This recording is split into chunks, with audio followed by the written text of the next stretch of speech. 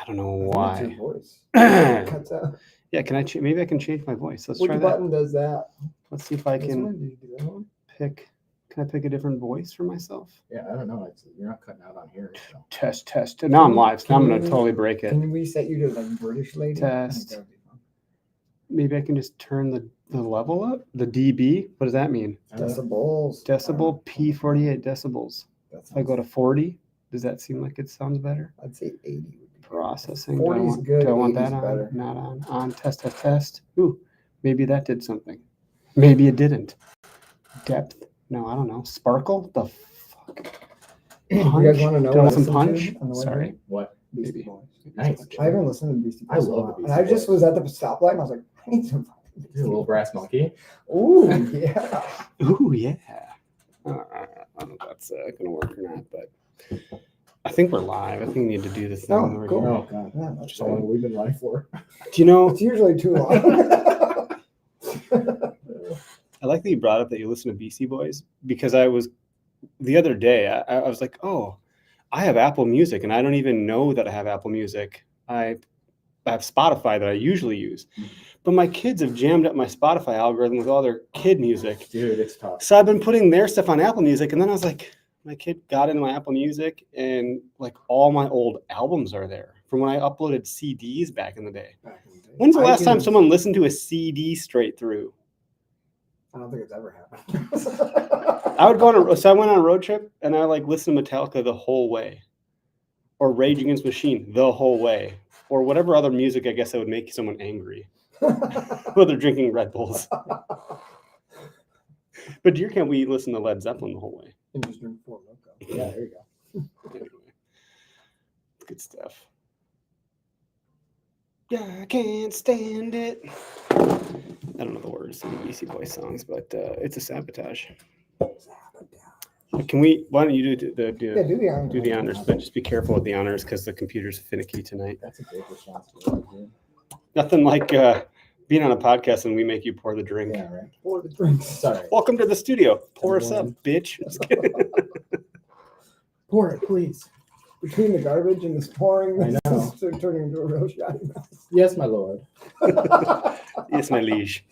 Anything else? Those are a little uneven, but That's how we like it. Do you like typical or non-typical bucks, or do you not care? I like them all. I don't discriminate either. Do you have a preference? Whatever buck's 20 yards from my stand. Yeah. Wide or tall?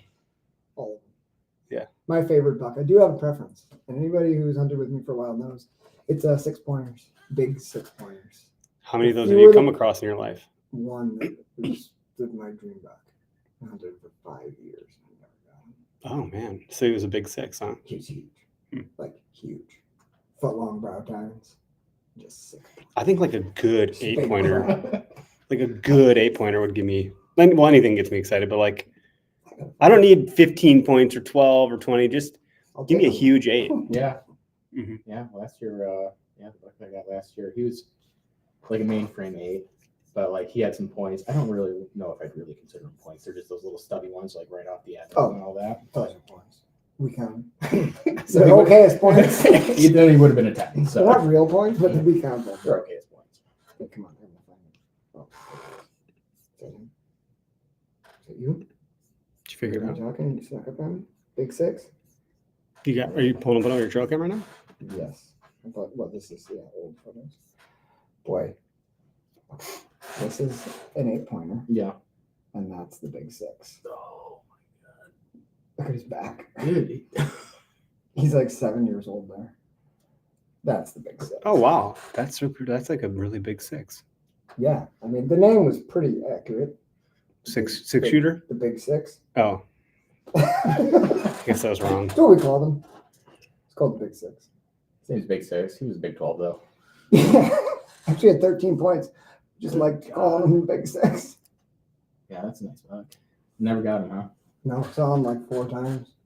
Oh yeah, we'll have to see. You can send me those so I can do overlay or You can something. see all but, the 6 of the points. Michael, Damien, and yeah, Michael. My mom's in here. What are we drinking? What is this? Tell us about this What did bourbon you they bring? brought. I brought Wild Turkey rare breed is what it is. So it's one of my favorites. I've never had that one. Me neither. It's And there's strong. only the standard wild turkey, which is also I do like wild turkey. That's like my workhorse at home, 101. So yeah. I like bullet. Is like Bullet's good. I like bullet. like a rye. Yeah. I haven't had this before. Let's try it out. It's good. So it's a little bit on the strong side. It's 58%. Forgot to do that first. Oh yeah. Oh yeah.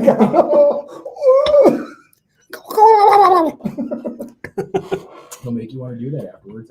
It feels good. Tastes like deer camp. It does. I was just thinking I want to bring that to deer camp. Thanks for bringing that. No man. problem. That was You need really the nice you need of the booze to warm me up after the hunt. Yeah. Hey, I'm gonna remind you, you didn't even play the frickin' intro song yet. Like, Oh. let's thinking about garbage. Garbage and bourbon.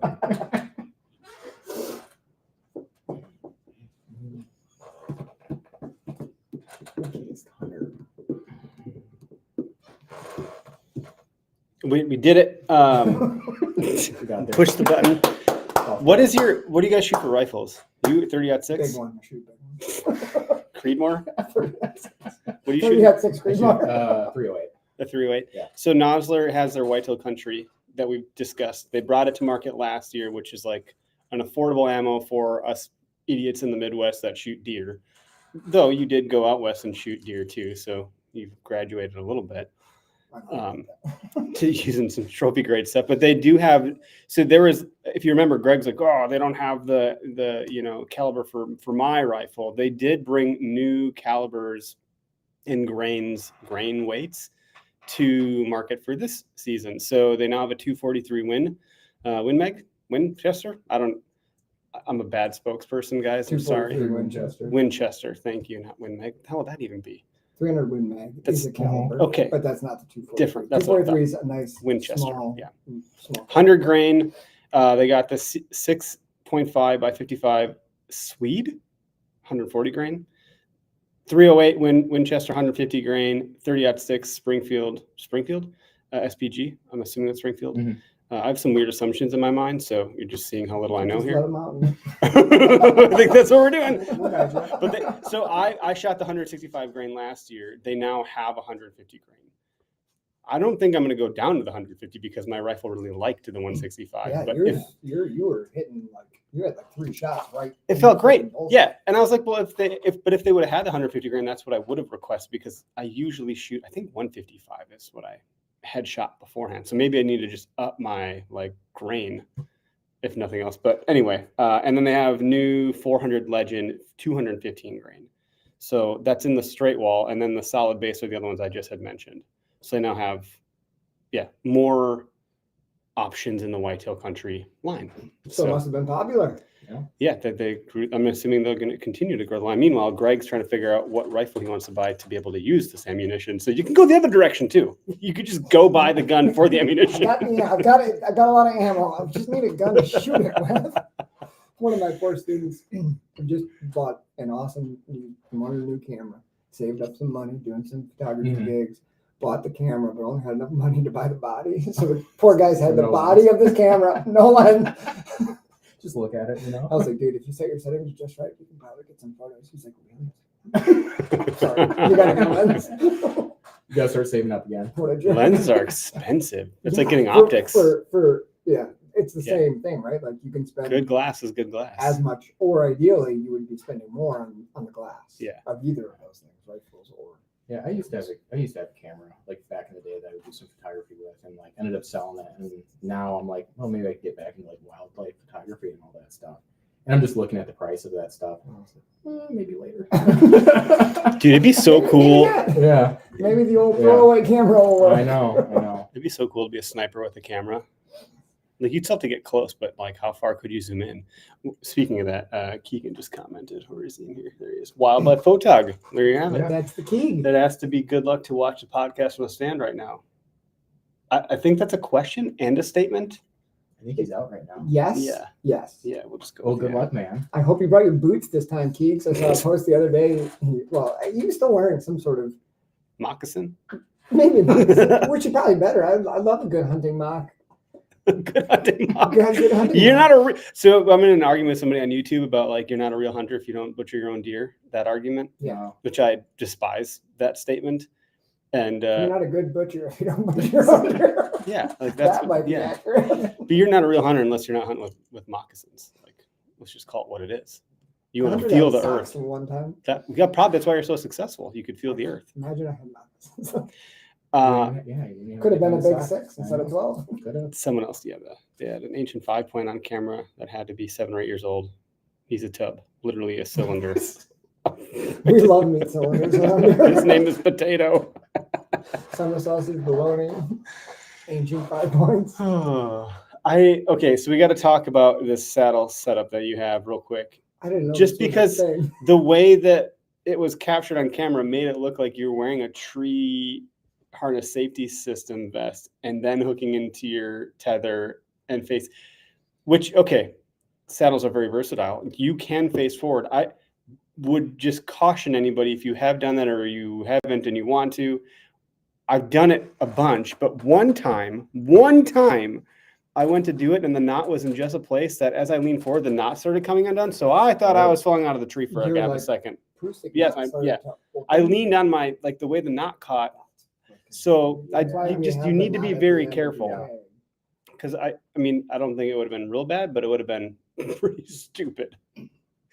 So, but it gave me like a little flighty heart palpitation for a second there. Well, you got to be careful. I saw a post, I think it was today or yesterday, of a guy who was either getting in or getting out and had the lineman's belt around the tree with Yeah. tree pegs Yeah. going up on like privately on, so Oh, screw in yeah. the tree steps Okay. and slipped off and then fell, and the peg To like went impaled into him. his hamstring and basically ripped, up his foot, like pretty serious injury just from Oh. slipping off, even with your lineman's belt's not. Yeah, like gravity is a real place, bitch. holding It you is. to the tree. So. Yeah.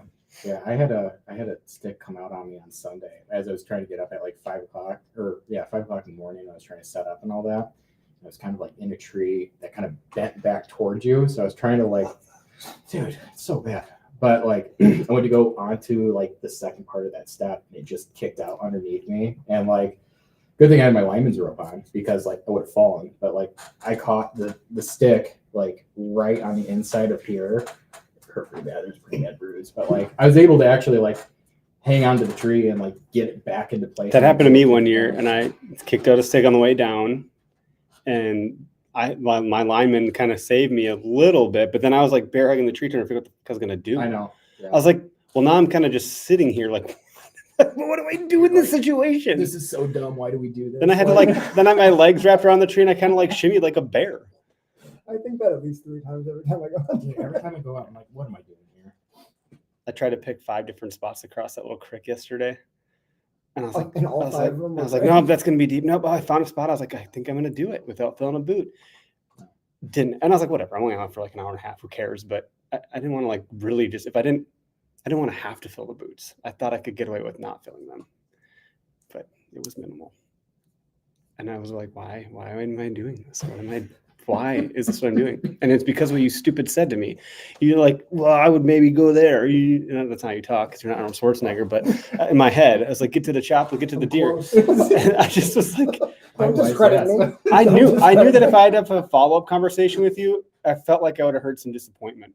Like, Not mad. I was thinking like, he's probably right. Sorry. This side's Probably pressured. 130 across the creek. This side's pressured. I bet people are hunting. This is easy. No one crosses the creek. Dude, So I'm look like, at- fuck I'm a this. I'm bad like, influence on fuck this. I'm both. crossing the creek. There is a thing called free will. I'm like, I didn't have to. So we got to get into this. So we got to talk about who you are and why you're here. Yeah. But one second first is I commented on your post today. 'Cause Well, you posted something about the sunset. kind of that. Yeah.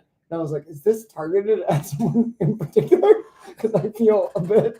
Yeah, maybe at myself really, but then I did to myself too. It wasn't just you. I was like, The most. nah, man, the deer are over there. They're not over here. That's what I'm telling myself.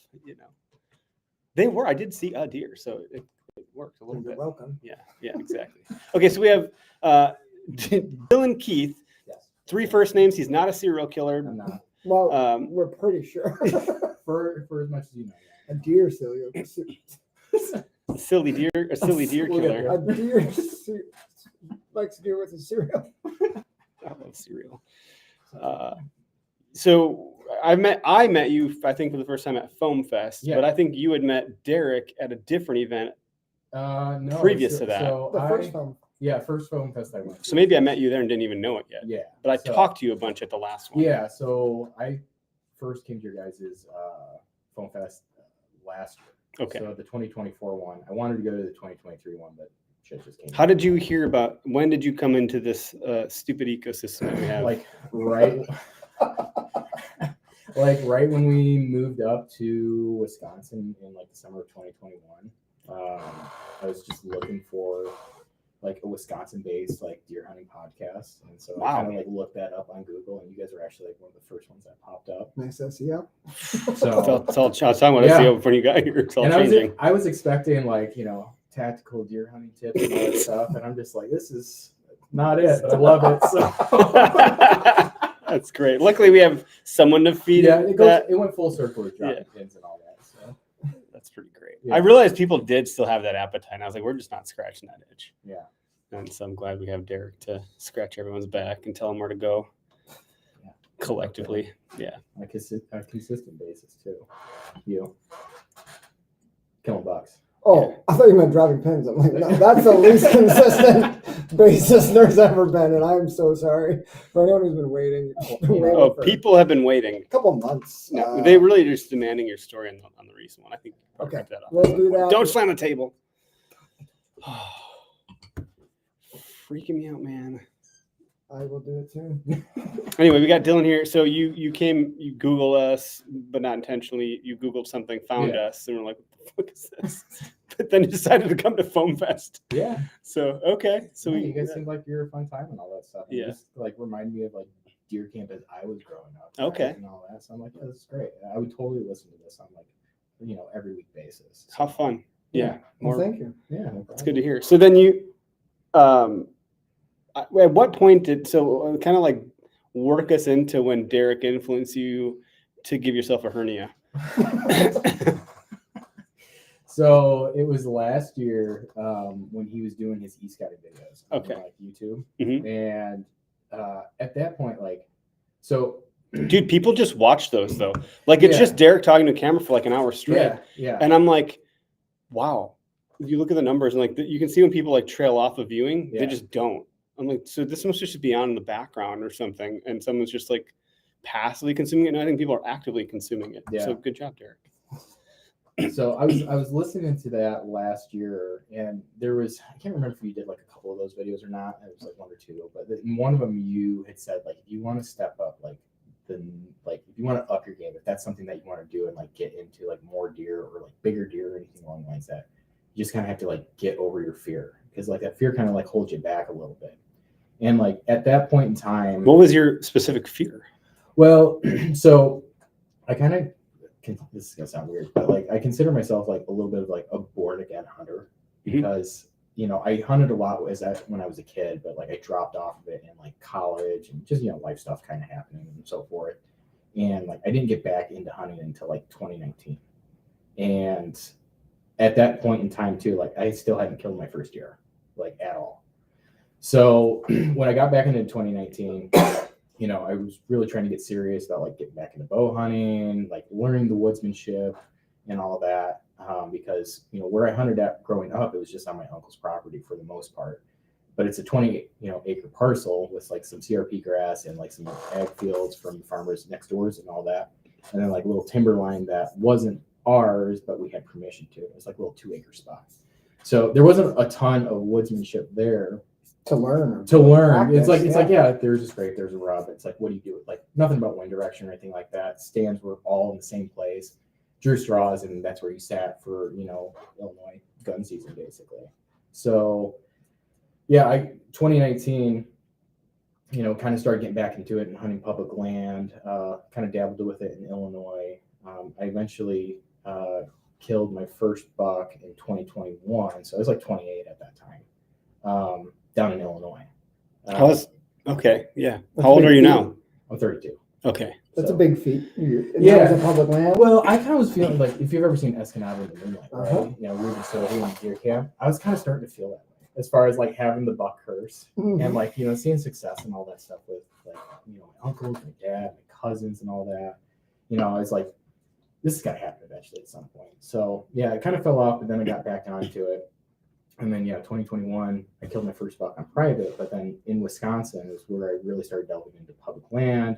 But also, I didn't really have much of a like a hunting community support system. Like I didn't have hunting buddies up here. Like when we moved, That's up challenging. here, yeah, it is. Like and intimidating. Yeah, it's super intimidating. Yeah. When we moved up here, we found out that my wife was pregnant, and then my son was born in March of 2022. Good. I'm glad to hear it's your son. My wife wasn't just pregnant from someone else. We'd be talking. No, she's pregnant. Yeah. So. Sorry, I'm bad at No, you're all good. Life got busy. Got busy and all that stuff. So like, trying to find that like support networking community just like wasn't a priority. It's just like keeping a newborn alive and all that stuff. Yeah, they do try to kill themselves a lot. Seriously. So like, I took my opportunities where I could, and like I set myself up that I could try and do a lot of the stuff like myself, like hauling deer out and like setting up. Like I don't have a truck or anything. I have a sick hatchback. Mm-hmm. It's okay. That's the best way to do it. Yeah, with like a trail, a hitch on the back and like a back rack and all that. So, do you find that when you bring the back rack with you, you don't have success? And if you do not bring it with you, have success? I bring it every single time. Okay. Because I always used to be like, if I put this on here, watch, I don't get a deer. And the moment I don't bring it, I do get a deer. I will that was say, my like, thesis. I don't bring it, like, so I got a jet sled too. Okay. And like, so I don't bring my jet sled out with me until like something actually happens. Then I'll walk back to the car, go grab my jet sled, and then load up my gear. Okay. And all that. So, but at that point, it's just like you kind of have to like know your limitations too. Like, again, doing this like alone, like just gutting deer like for the first time and like hauling that stuff out and just like figuring out the logistics of it. Like, I kind of had these like this fear of like shooting stuff like closer to like end of shooting line, right? Like having to track and like gut and pull all that out like during the middle of the night, and like everything just looks so different by yourself. You're right, exactly. Yeah, that's a daunting feat. Yeah, everything at night hard. does look not only different, it doesn't look at all. You just can't see shit. Yeah, for sure. So that was like kind of like my fear about that, and also like just jumping into properties as well. As far as like I hadn't really scouted that, and like, but I want to do like a full day hunt or something like that. Like maybe I shouldn't go check this spot out, like where I know this one I could have like more success or something like that, or potentially more success. So, but going back to like your video and saying like getting over that fear, that kind of tied in with so October was going on 2024 last year, and then we were in the process of buying a house out in Jefferson. And so super busy from like mid-October, like all the way basically from April all the way to mid-October from when we closed on the house, and then like trying to move in that house during the rut and like gun season and all that stuff. So like I didn't have any extra time to scout or anything along the lines of that. Yeah, you would have, but you would have like foregone unpacking your home. Yeah, so for like sure. probably So, not like, the best idea. I was like trying to balance it a little bit. I'm like, no, we should probably take care of this first and all that. That's funny because I'd be like, nah, I should probably go hunting. Yeah. It's not good. I thought about it, but like most of my hunting spots were either like around Madison, north of Madison, or like west of Madison. The place that I used to gun hunt was in Mazomanie, which is like, oh yeah, like, I know where that is. Yeah, 40 minutes like west of Madison. Okay. So, but now living in Jefferson, that was like an hour and 20-minute drive. And like when gun season happens, I sit all day. But like driving an hour and 20 all the way out to Mazo, sitting all day, driving an hour and 20 back, and then like doing that on repeat for like until you kill a deer or you don't. So you're like, there's got to be something else closer. Yeah, for sure. And like I had bow hunted a spot in Madison that was like relatively close. I had hunted one spot of it, like a lot, for most of my bow hunting there. But I hadn't gone to another spot, but I was doing some e-scouting and seen like this big patch of timber, like kind of in the middle of this marsh. And so one day I decided to just like go over there for a bow sit. It didn't last very long. You have to go through marsh. I fell in the marsh and, I was soaking wet, and I'm just like, let's see how long I can make this work. I ended up only sitting for like 2 hours or something like that just because it was freezing. But so I scouted in there like one time, and there was a ton of sign in this timber, and but no good trees to like hunt out of except for in like a couple of spots. And like I really wanted to hunt that spot for like gun season, or like at least think about it, but I was just like, yeah, I just don't know, and all that stuff. And then his video kind of came up, and I was like, which I mean, like for you to pull that out of one of Derek's videos, you must have been watching it for a good chunk of time to pull a nugget out like that. Yeah, I mean, I think it was at the it's not like Derek's just talking to a camera. I remember seeing that, and I was like walking up to the car. So the fact that that's the message you heard and it landed. I'm a big Derek fan, Yeah. Me too. Me too. You're a Really. sweet, patient guy. But so yeah, he said that, and I'm just like, you just got to do it. And like, so then I ended up going out there for opening day and like kind of snuck in, and I kind of set some rules up for myself. I was like, all right, like just don't go busting in there. Like that's probably not going to work. It's pretty hard to do. I know it is. So I ended up sitting in a like there was a group of like dead trees just like kind of out in the middle of the marsh that like looked out towards the timber, and there's like a 200-yard gap in between. So I was like, I'll just do like an observation sit here, like for the first day, and like kind of see what comes in, what comes out, and then like work your way in as the season goes along and all that stuff. You're like stage hunting. Yeah, a little bit. Yeah, for smart, sure. Pretty smart. So yeah, I got in that, and then got in there super early, and sun comes up, and I can like nobody came past me. I was gonna say, were you at all worried about other people And this is gun. being on the timber, or did you like No, when you looked at it? so, Were you like, pretty sure no one So was going out there? from the people that I had talked to about that property, they know people that access that timber from like the opposite side or through water. So either by kayak or boat or something along the lines of that, they can get in there. So and plus there's also some private next to that marsh. And as I found out in the morning as the sun came up, they were like 400 yards away. I could like see them out on their part of the property and all that. So Okay. But yeah, so I set up for that day, and I had like a minor crisis in the morning when I found out like, it's kind of when you get bored and all that stuff, you just look over your scope and all that. So I was adjusting the zoom on my scope, and I'm like, that doesn't feel right. And I like kind of twisted it, and I looked down, and like the rail, the mounting rail was like a little loose. And so like I'm panicking about that, and I'm just like, okay, well this is gonna waste today. I'm like, I'm gonna have to go in like tomorrow to like go shoot it, shoot and all that stuff. And like I do this thing where like I just like assume the worst is happening, right? So I was like, well, let's back up a little bit. So like I was kind of assessing, and like there was like a little wiggle, but it was very small amount, like to the point where I kind of made the decision that I was like, all right, if I take a shot at something like within 100 yards, this wiggle is probably not going to affect this shot. So I kind of just made that choice like at the very beginning. I'm like, okay, so like let's do this, and then we'll get it like officially fixed tomorrow. Essentially, like I don't want to waste a day of hunting. So day goes by, and I kind of got a good confirmation that like deer were definitely using that timber, because I could hear grunting, I could hear bucks sparring with each other like in the timber, like not too far off from where I was at. So all good signs. Badass. Yeah. So, and also, the hunters next door, they went in at like 9:30, 10 o'clock, something like that, and then came back out and started doing drives at like 10 o'clock or at like noon after lunch. So I'm like, something could happen here. Something might get pushed out. So the entire day goes by. We're getting right to the end of shooting light, and I'm getting ready to pack up. It's like 4:40. I think shooting light at that time ended at like 4:45 or something like that. And so I'm getting ready to pack up, and so I unload my rifle. I start taking like the first couple steps onto the stick, and all of a sudden I hear like out in the grass, like stuff shuffling around. So I turn around and I look, and there's 3 does just prancing through the grasses and all that.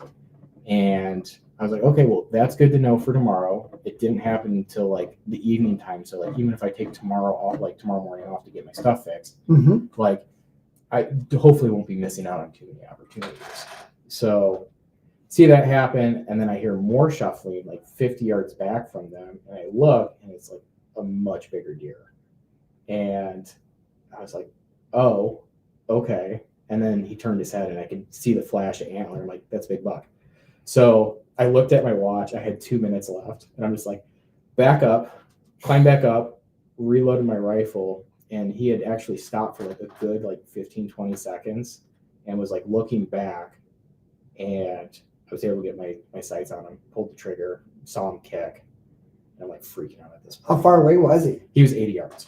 So like, and I know this. So it was pretty tight, like to Yeah. get back up in there to load it. Yeah, Like, so- that's a stressful situation. Well, and like it was a good thing because like I said, I had made that like restriction of like 100 yards in, and like he was lined up right with some brush that I had ranged. It was like right at the 80-yard mark.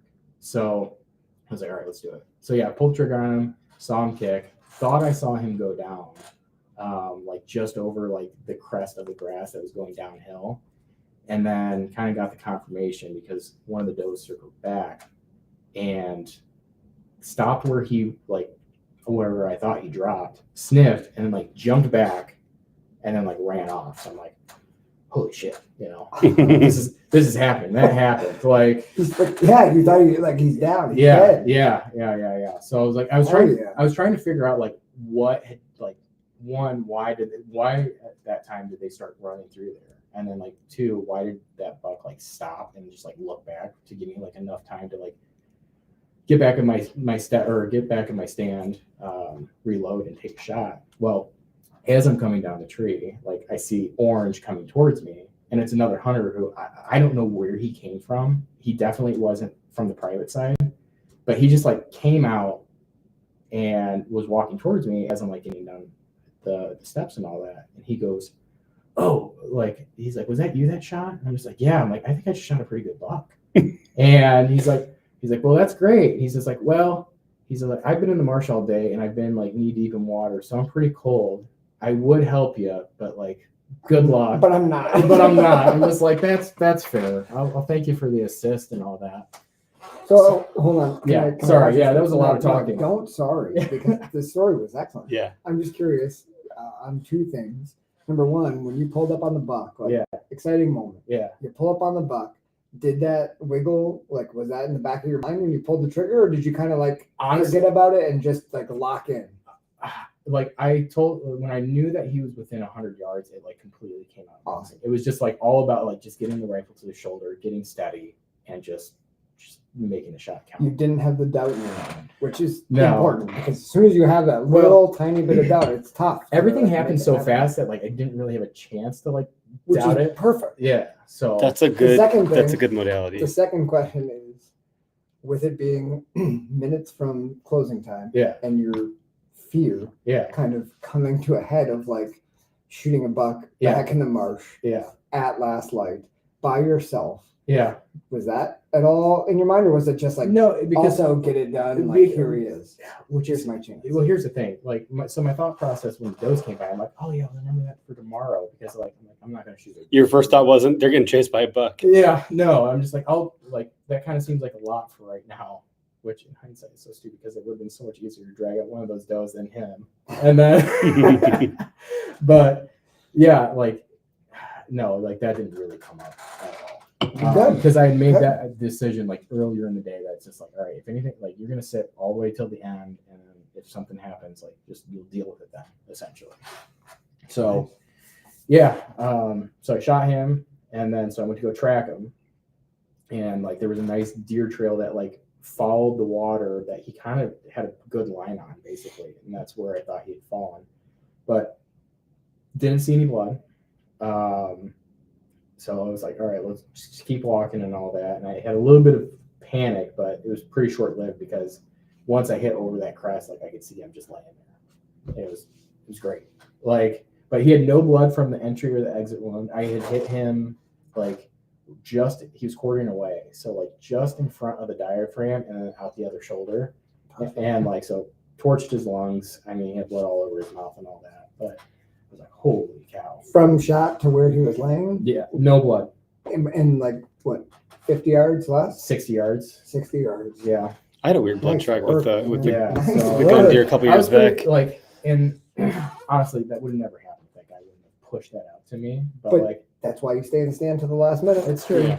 You know, it's like, yeah, last light is sacred, dude. I've gotten down as a younger fella before last light thing. There's nothing coming. I'm getting down, and then I think without fail, every time something was right there, and I spooked it out of there. I was like, damn it, right? You know. So I've learned you do not leave until you can't shoot. Gun season is just the Wild West. It's like anything can happen. Yeah, and it's just like definitely use pressure to your advantage. Oh yeah. You never know when people are going to kick over. And we're not into firearm season yet, but that's like one of the things of public land is what can happen at any day. Someone could go pick somebody up, go get a sandwich. Yeah. They shot a deer, so they're trailing it. Like Yeah. that can happen. All of a sudden, nothing is happening, and then Yeah. you're in a flurry of freaking And you're action like, within what is like going a on? second. Yeah. And like if you're not ready, you're like Yeah. your opportunity's gone. Yeah, for sure.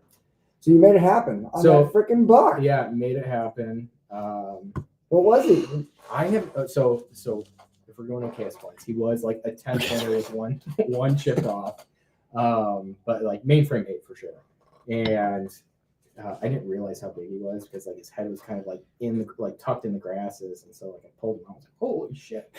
And like he was definitely my biggest buck today. Like he wasn't like a 170, 180, but I talked to my taxidermist afterwards, and he's like, oh yeah, he's like low 140s, and I'm just like, yeah, 100%. That's a huge buck anywhere. But and I trust him. Like he's got the amount of Pope and Youngs that he has for both like whitetail and black bears on his wall in his office is just insane. And I'm sure he's got a ton of those like filed away in his filing cabinet. But, so yeah, I trust him. Yeah, shout out to Dan. Dan's taxidermy. He's a great guy. Cool. But yeah, so I called my dad. So my dad doesn't really hunt anymore. My dad's got oxygen misuse and all that stuff. So like he lives vicariously through me at this point. But yeah, so called him. He's like, holy shit. He's like, that's a big buck. That's an awesome I'm call. like, I know. He's like, you got some work, dude. And I'm just like, yeah, I gotta let you go.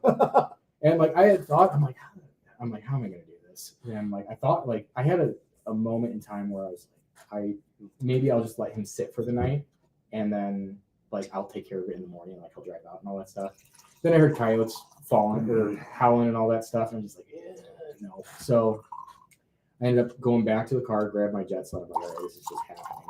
And did you bring like your stand and everything back? Yeah, so I brought everything back. The only thing I brought back with myself was knife, small backpack, jet sled, and then I carry, because I've been doing a lot of this stuff on my own, but I still want to like capture the moment. I carry like a small tripod with me as well for my phone, so I can take like pictures. Yeah, awesome. Yeah. So, but yeah, so I went back with just those things and some straps because I only have like a jet sled junior, but I found a way to like even like bigger deer to pack them in and like strap them in, so like they're very small profile. So that's all the stuff that I brought out. I gutted them out, and then just like started making my way back like out of the marsh, which in the dark it's just everything looks the Well, same. the grass is like those cattails are taller than you. You have no good frame of reference. No, you can't. You don't even know which tree line you're seeing. You're like, shit. Yeah, I just know like I'm looking and I'm just like I just know I need to go to that way. Basically, Compass will help you in those situations. I've found like Yeah. if you just know you need to head a certain direction, you Yeah. continue to stay on that directional path. That's good. Right, Because you can like you find like a little slot of easier path. Next thing you know, you're way out of. Well, so That's true about those marshes, the phragmites, Yeah. and the cattails. Like, it's best just to walk a straight line, even if you're going through the shit. Like, it's best just to go straight because as soon as you divert, that looks easier. It's not that much easier, especially if you're pulling a freaking 20-inch wide jet sled, and you just get really messed up really quick. In my experience, Well, so what I ended up doing is like I ended up gutted him out, got him packed onto this sled, and got him packed. So there were 2 points that I had to like cross like water, and it wasn't deep water, like, but it was enough to like sink the jet sled. So I had to pull him through that, and it wasn't that wide or anything like that, but I had to dump it out and everything. But once I got to the point where I was in behind like the trees where I was doing my observation sit, a lot of blowdowns, like a lot of like converging paths and things that were splitting off. So I was like, I don't want to like go down a path, have like this huge blowdown that's going to take forever to get over or something like that. So I would just like, I would go 20 yards, stop, like drop everything. And then like, I would go down one path, see if like how like past Scout ahead a little bit for yourself. Scout ahead a little bit. And then come back and then like go down that path and just eventually make my way back to like the edge of this marsh. which not only like helps you pick the best path, but also you gotta catch your freaking breath. Oh, I don't know dude. if you're as out of shape as I am, but when I'm pulling by myself, going 20 or 30 yards is plenty, and then I'm like, I need a breather. I thought like I said, I'm only 32, but I thought I was gonna have a heart attack. Like I thought I was in decent shape, and like that buck ended up being the reason why I was like trying to get in better shape this year. the hernia, jumping ahead, the hernia surgery ended up kind of complicating those things a little bit. But yeah, I mean, just to catch your breath, because it's like, I don't know, like 20 yards in the marsh feels like 100. It feels like it really does. so. But I eventually make it to the edge of this marsh. But like to get out of this marsh is it's a pretty steep embankment. It's only about like distance wise like 10-15 feet, but like it's like a 50-degree angle. So it's like super like big slope. It's like gravel, it's mud, it's small saplings, nothing to like get any leverage on. And so I'm trying to pull this thing up, and in hindsight, like I should have taken him out of the jet sled and like used his body as a little bit of friction. Yeah. But at that point, like my brain was dead. Like I was like, I just want to get this thing out of here. So, but I think I spent like 40 minutes, and I think this is where I ended up getting the hernia. Is like trying to pull him up off of that slope. And yeah, so 40 minutes of me just like getting like a quarter of the way up, slipping down, halfway up, slipping down, like trying to grab whatever I could. I'm like, and I honestly thought, I'm like, I don't think I can do this. Like, so, and I still don't know how I did it because I don't know. So blacked out from the pain. Just blacked out from pain. Even will, I guess. I don't know. Caveman strength. But I had a similar experience with the first big deer I ever shot. It was during gun season. Yeah. I was in a cedar swamp, so Yeah. totally different conditions. Yeah. But going into the cedar swamp, you go into the edge of the hardwoods, drops down. There's cedars for about 80 yards. Yeah. And then there's two islands that are just in from the wood edge. Yeah. They're both really steep, have hardwood trees, and in between them is only about 60 yards. Yeah. But in between them, because the wind swirls when it goes over those islands, it's all blow down. So all the cedars blew down. Yeah. So I shot this buck on the other side of that in the marsh. I wanted to do it myself because it's my first big one. Right. I was hunting by myself. My parents were like a couple miles away. Yeah. I was like, you guys just hunt. Yeah. I want this one. This is my first big one. Right? There's like half-inch of snow, icy snow. I drag them through the marsh or through the swamp, no problem. And I get to that spot. I'm like, I either got to go through the blowdowns and it's flat, or I got to go over one of these islands. And they're super steep, just like you said, but they're not big. Yeah. But they're freaking steep. Yeah. It took me an hour. Yeah. There was a point where I'm hanging on to like a cedar, and I'm hanging on to the buck, and I'm like, yeah, dude, I'm trying to get him over. Yeah. And it's like 10 yards. I know, and you're just like, couldn't get it up there. Can't do it. And like, so I don't know. I think I remember, it's a little fuzzy, but like I remember like wrapping the rope like around my waist, getting low, and like grabbing like the bottom of a sapling and just like trying to like bear crawl and like keep my balance at the same time. And like it just ended up working. I don't know how. And then like I almost lost him at the very top. I would have flipped shit. Oh my God. Like I saw him slide like sideways. I was like, oh. So I finally got him up, and like the rest of the way like back to the car is like it's all flat. And I'm like, thank God. So walking back to the car, and the other thing, like I said, I have a Civic hatchback with just, like a quarter-inch. Thank God, because if you had a truck and you had to lift him any higher, that would have been bad. Yeah. Like getting him in a car is actually. There's the pros of having a car. Yeah, it's You low. don't always need a truck. I'm going to say that right now, just based off of experience if you do it yourself. But yeah, I got into my car, and like I will say, I was concerned at this point too, because my trailer hitch is a quarter-inch one. It's only rated for like a ton weight of like 200 pounds, and he's definitely over 200 pounds. So you're just dragging, and like that's not including the weight of the back rack, which is another 30. So it's like there's around like 230 pounds like on like the tongue. And I'm just like, I just hope I don't see the bottom of my car, like the back of my car, just like bottom out. So I slip them on, and like the back of my car is like 6 inches off of the ground. And like thankfully, like my taxidermist at that point was only like a 5-minute drive away. And I'm just like, just take it slow, like 25 miles per hour. But like that whole process of like getting him out over to the taxidermist, realizing my taxidermist isn't home because he's out hunting out in Crawford County. So I had to call him. It's a good area. I'm like, what do I do? And he's like, wash him out, grab a stick, kind of air things out and just leave him on a pallet in behind the fence and all that. His hoses were closed off for the season. So I ended up having to go to the gas station, get a gallon of water. I'm covered in blood at that point. And I'm just like, hey. And half dead. Yeah, Zombie, half dead. probably after Like, the drag. but it's Madison, so he's just like, whatever. Seen worse. You're like, well, that guy looks rough. Yeah, dude. So, so did that whole process after from time killing him at like 4:45 to like getting him like in behind the fence, like at my taxidermist, like it was like 9:30. So like almost a 4.5, 5 hour process. So yeah, The most intense 5-hour process. it was pretty intense. Yeah, for sure. But like you didn't. How much pain were you in that moment, So- or did it like? so how did that that- yeah, materialize, or whatever? Going yeah, forward? the whole hernia thing, right? Sorry. No, you're okay. So obviously I was in a lot of pain for like the next like 4 or 5 days. Like my hands were shredded from the rope. You know, just So you just chalked it up to like, I'm just still sore. yeah, right, exactly. But like 2 weeks went by, and like I've got this like dual pain. Like my 3.5-year-old son has been like lightly kicking me in the nuts for like 2 weeks, and I'm just like, yeah, that's definitely not right. Like I didn't feel anything in that moment, right? Adrenaline or just the entire process of it. So like it didn't go away. I'm like, I should probably go get this checked out. And so I ended up getting scanned in January. I told them what had happened, and they're like, yeah, we should get you scanned. So You're like, are you okay? You should probably get a mental health check. I'm like, that was the best day of my life. He was like, it was freaking It was awesome. big. You want to see a picture? I got a video. I guarantee you show the doctor a picture of the I dog. did not show the doctor Dude. a picture, but If you Pixar did, if you didn't would've happen, shown bro. them, you would have lied about it. whatever.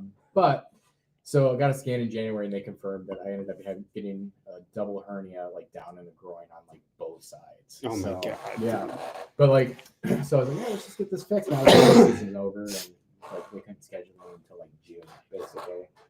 It was actually originally supposed to be for like early July, and then they were able to like somebody canceled or something like that, and they're like, we can get you in at like late June. I'm like, perfect. So like. So were you in pretty horrible pain that entire time? No, so here's the thing. It's not like I had like bulges and like intestines like hanging out or anything. Like, I had to like pop it back in. Like It's terrible what he's talking about. but like they were like relatively small ones. But they're like, you can either take care of this now, or like it'll probably like, especially with like what you do like for your hobbies and stuff, and like it'll get worse. Because you're a And psychopath. I just wanted to prove that I can do it.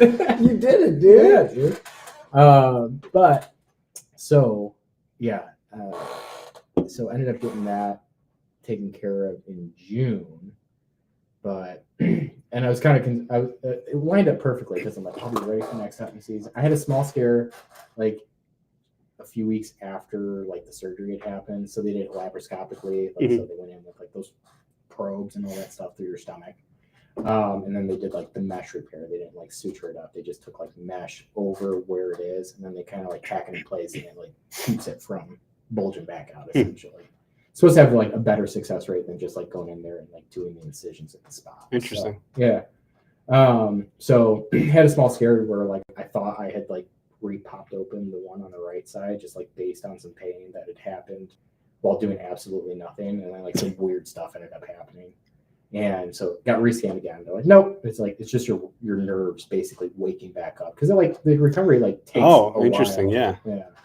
They're just trying to remind you that you shouldn't be doing this again. Your nerves are telling they you. can tell- Remember that time you did It's that hunting thing? season. You should probably not They do can this tell again. me that, but like I'm probably gonna do it again. The nerves were looking at the calendar. And like, we got to remind them it's 2 months away. Have you? So you talk about like when you moved from Illinois to Wisconsin, and Mhm. like at that point in time, and like being busy and so forth. Yeah. Like you didn't have like a real strong base of like friends and community. Yeah. Do you think you have more of that now, where if you get something this year, someone will come help you drag a deer out? Yeah, for sure. And that was kind of like I'll come help you. sweet. Dude. You're gonna I need it. will call you. Honestly, we No don't way shit. on West Bend though. That's a little bit of a drive. He drove down here once to help me Oh, track man. a deer that we didn't recover. So, which I'm That sorry, was an still. easy drag. Sorry. It was quite the drag. So I will say, like that was kind of like Touche. that was an eye opener though, because it's like, all right, dude, it's like you can do this, but like there are for sure like limitations. Like you like But you bring on another person. yeah. and the limitations change Right. easily. It's so much. You had 3 different people. I don't with think one like other person. where you were, dude. That area is Dude, it's not far. okay. The drag I did this year is not that far at Just all once- compared to some of the places that I've sat. Yeah. Not even close. But the terrain is it's not good. It's just for all drag. soft, weird It's ground. not. It's Yeah. all water and hummocks. To the Yeah. worst freaking shit to drag through. That's tough. But dude, you did it. I'm sorry that I made you do it. You, or like that I you- said, there's a thing called So I free didn't make will. you do it. No, you didn't. I exercised free will. I will say I did take your advice, but like I could have easily said like screw this. Like I'm just gonna figure something else out and whatever. But dude, you set a goal and then you freaking held yourself accountable Yeah. to it and you freaking did it. Yeah. That's badass. Like, Yeah. That's a memory you'll never forget that. You No. literally never forget. Also, won't forget the Hips medical won't bill. Like I forget said, it. like I said, Buck Your gave me- body won't forget He's got, are you gonna like put the medical bill in like a frame along underneath the mount? No, he's like, dude, I've got like, Thanks, Eric. thanks, Derek. Really Derek, appreciate it. let's get a picture of Derek like this. Hugs and, I'm hugs not- and kisses. I'm in no way trying to claim any kind of credit for what you did because obviously that was your own ambition. You freaking went out there Yeah. and obviously It's already boiling up because the fact that you just But I- happened to hear Derek say something, you were in a place to hear it. Yeah. Like Yeah. how many other people and watch you that only video? react to it if you're ready Yes, to react yes. to something, Right. right? Like But I will say, like, the thing that I appreciate about your guys' podcast is like the ability to be able to like change somebody's mindset. Because like, so when I got my first deer in It's the business we're in. Just changing minds. dude, really, hearts and minds, dude. mine's for mold. But like, so when I got my first deer, like after ages, right? Yeah. And like it was a 6 pointer, but it was a respectable 6, not a monster 6, but it was respectable. Like, Six or not, like I don't Yeah. care. 6 is cool. And like my immediate mindset was like, yeah, you got to get a bigger one next year. Like you got to top it. And like, I don't think it would have been that hard, but at the same time, like listening to you guys and just saying like your tag, your hunt, and just go out and shoot deer, and like whatever. Makes no, you you're not a happy. real hunter unless you butcher it yourself. No, you remember? don't. Dude, I saved myself the time. One, like I do want to get to that point that like logistics wise at the house, the garage is not ready yet for cross. It is a good thing to be able to do. I will admit that. I'm not trying to dog on people. Like, that's not the point. Anyway. I will say it's like, listening to you guys talk, I was just like, I had that mindset like, you gotta get a bigger one next year. I'm just like, and then I thought about like, what are you doing, dude? You've got one deer underneath your belt. It's like, just whatever's in front of you, just shoot it. Like, if Just it makes, enjoy. like if it makes you excited, just shoot it and be grateful for it. If it's successful.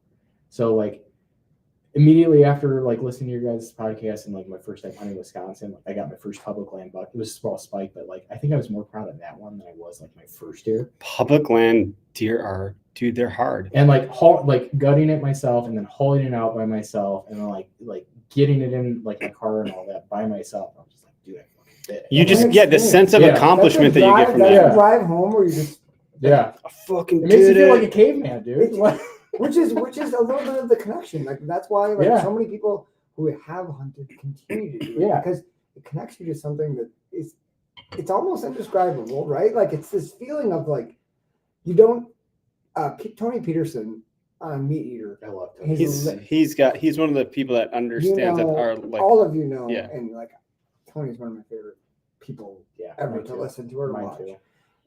But he had a hunt that came out of Meat Eater recently, and he like said it. He's like, we fall in this pattern of like, just every day is every day, and there's nothing wrong with it. But like, your life is your life. You take care of your things. And he said, when you come out here, you experience these things, and there's these like Yeah. caveman Yeah. there's a ingredients. heightened. It changes like it's life or death. Yeah. And like The chemistry of it is changes different. How you feel about the world, and Yeah. like it's different than everyday world. Yeah. And for people who don't understand it, I see how they see it as like a bad thing because it's like an extreme. Right. But being in that extreme makes you understand life in a very, very. Have different you- way. And that's why people you are guys- drawn to it. Have you seen the? I don't think they're called memes anymore. With the videos where it's like they'll show an interview and it's like, this energy reminds me of this, and they'll play a clip of a movie that's like on the same wavelength of, I don't know what you call Oh, it. these give off the same energy. These give off the same energy, Yeah. dude. Your situation gives off the same energy. If I could find any video of that situation for you, I'd pair it against the Oh, I'm excited for this. castaway. I have made fire. Like these give off the same energy. Like, Yeah, dude, for real. Dude, it felt so good. It's like the same. And I think anyone can connect Yeah, to that. for sure. Like, when you do that, like it's you don't get that in Dude, everyday life. No, you don't you get don't. that. And like I love it when people ask questions about it. Like as far as like people that just like aren't part of like as far as having hunting in their life. Like I ended up going to my duck stamp from the post office to go duck hunting and all that. So I was like, yeah, I just need my federal waterfowl stamp. And somebody behind me was like, oh, what are you getting that for? And like I'm in Madison, and I'm just like, oh, I'm like, I take this for duck hunting and all that. And you got to have stamps both for like state and federal because it's managed on like both levels and all that. She's like, oh, do you just take the stamp and like put it on a duck? Like, do you like kill it? And I'm just like, and like I feel like somebody would be like, no. And I'm just like, no, this is like a learning opportunity. It's like, no. It's just like one, like these go back towards like conservation. The money. And the money goes back towards like habitat management and like, managing these flyways and so forth. It's just like you just need to have it to be able to hunt and all that and be able to show it to like a game warden if they ask you. And she's like, oh, I never knew that. So I was like, Goes to the moment. I love. they're like, thank you. Sorry can- for bothering you. I'm if like, no, please. I love. You don't have to convert people into hunting, but when you can convert them into like being okay with hunting, Yeah. that's a big win, Dude, and I have like, And I have a thought about that in most of what we put out. I saw someone that I don't know that I would say that I'm friends with them in real life, though we've definitely been acquainted for a number of years. But they posted some stuff. They got a deer the other day, so congrats, big deal. yeah. But the pictures were so grotesque and gruesome, and like, I was like, dude, that ain't it, man. Yeah. Like, we don't do that. And it's one of those people that's so prideful and proud to be like you to those other people. Yeah. Because they want to be But that equity is controversy. never the answer. And they're just stuck in that way. And it's like, they're the same people that would say you if hunting went away, they would still just go murder things outside because they'd be like, I'm not doing what you tell me. It's like that Rage Against Machine song. I'm not doing what I won't do what you tell me. Yeah. But that's a bad look. That's It not is. how you do things. Yeah, I think like I don't know, education wise, just to like general public that just like aren't involved with it. And like I feel That like, would make someone a non-believer. How we're talking about it would make people Well, a and it's believer. like- And we need that. We should be like, Yeah. I'm not saying we should be striving for that support, but we shouldn't be doing anything to make it go away. yeah, and like Yes. So after him. Okay. But like I feel like I deal with that on a fairly regular basis because like my You're in Madison, well, no, I'm in Jefferson now. but you work in Madison. I work in You Madison. hunted in Madison. Yes. That populace is different. It is, but I think there's more than you realize. Okay. Like when I was living in the Sure. apartments, there were some guys next to me that like was a big group family. They hunted out in Lafayette County, I believe. But dude, they were big bow hunters, crossbow hunters, and all that stuff. And like we occasionally cross paths. And How you that. doing? Hey, get your turkey decoys out. I'm like, yeah, and all that stuff. And like, they show me all pictures of bucks that like they'd shoot, and like I should have gotten the phone numbers before we left and all that. But like, especially with like my wife never grew up in like hunting. Yeah, and, like, mine either. and like I've introduced it to her and like why I do it and like how much I missed it after not doing it for so long too. And like she's eating medicine now. She loves turkey. Like now that I've been turkey hunting, and she jokes about it, but I think she's partially serious. She's like, you don't come home with a turkey. Don't come home at all. She's like, go sleep out in the woods until you get one, basically. And I'm like, oh no, yes, But like her friends too, because like I post my hunting stuff like on social media, and like I feel like I try and do it in a respectful manner, Tastefully, and all that. yeah. But it's just like it's all about education, Mm-hmm. It's just like, hey, it's like we're not just out there for like the bloodlust and like slitting deer's throats and That's what we're fighting against. is, Right. Like the portrayal. right. Yeah, Like, good word. Thank you. hunters have always been portrayed as drunken hillbillies who just want to kill everything. Well, and I always tell them like that's like a very small percent. Those people exist, but they But the- exist, but like Those people an exist extreme. in everything. yes. In everything. There's always the bad eggs. Yeah. And I feel really privileged and blessed to be in a position I'm in as a public school art teacher who is, I tend to have a very liberal crowd yeah. because I'm an art teacher. And I'm pretty good at art. Like, I'm okay. Pretty good at art. No, but like you're there's a lot of people who are talented, Yeah, but yeah. like when I give advice, it's heard typically. Like it's heard by the students. And then like I never bring it up because I'm not here to force anything down Right. anyone. But if someone's asking, But kids are interested in like what I get 99% of the time is, oh well, like do you eat the thing that you shot? Yeah. Of course we do. Yeah. Yeah, my family eats, my kids, it's very healthy for you. And like after a simple conversation, like, oh, I just thought like, well, I'm against it, trophy hunting. I'm like, that's not really a thing. Like trophy hunters aren't just killing something and then like throwing the meat away. Right. Like that's not really a thing.